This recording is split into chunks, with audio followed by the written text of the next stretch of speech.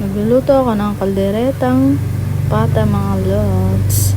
Ayan, pinalambot ko muna yung pata. Nagpainit nga pala ako ng mantika at ipinarito ko rin tong patatas at carrots. Tapos itatabi lang sa isang lagayan. Itong pinagprituhan ng patatas at carrots, diyan ko nang ginisa yung bawang, sibuyas, saka ko na nilagay yung patang nilaga.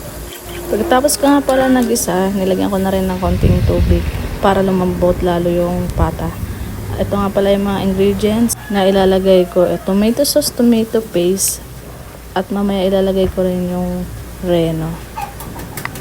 Ayan. Pagkakulo niyan, idol, saka ko ilalagay yung peanut butter. Yung peanut butter nga pala na to, ito yung tira namin sa aming palaman, kaya nalagyan ko rin. Mas maganda kung ano meron sa kusina, ayun pwede mong lagay. Nilagay ko na rin pala yung reno at inalagyan ko na rin ng konting sili, asin at paminta. Tapos yan, pwede na natin tikman. Pag okay na, ihain na natin at tayo kakain na. Kain tayo mga idol.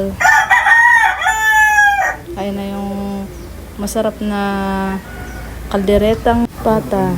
Ayan, unang subos para sa inyo mga lods. Chewing-chewy yung ating pata at malambot na malambot. Pinakuluan ko nga pala yung pata lods ng mga 20 minutes. Sa pressure cooker ko nga pala yan pinalambot. Ay, ang sarap. Matikman mo lang.